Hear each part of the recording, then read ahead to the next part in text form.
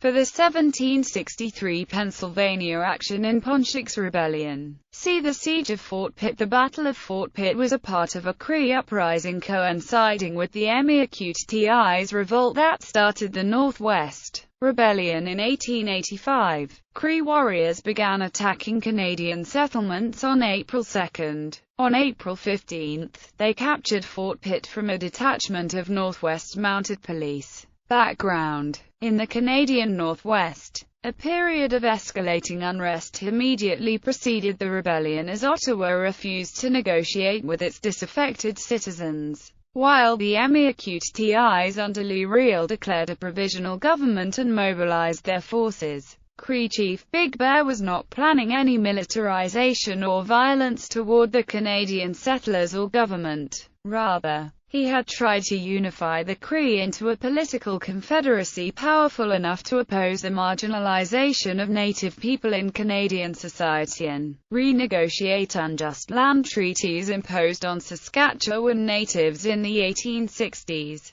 This nominally peaceful disposition was shattered in late March by news of the Métis victory over government forces at Duck Lake. Support for Riel was strong among Native peoples. On April 2, Big Bear's warriors attacked the town of Frog Lake, killing 9 civilians. Big Bear, against his wishes, was drawn into the rebellion. Similar attacks continued, with Cree raiding parties pillaging the towns of Lac La Bica, Saddle Lake, Beaver Hill Lake, Bear Hills, Lac Street, and in Green Lake. These events prompted the mobilization of an Alberta field force under Thomas Bland Strange. The Cree would later defeat the Albertans at the Battle of Frenchman's Butte. Battle. On April 15, 200 Cree warriors descended on Fort Pitt. They intercepted a police scouting party, killing a constable, wounding another, and captured a third. Surrounded and outnumbered, garrison commander Francis Dickens capitulated and agreed to negotiate with the attackers.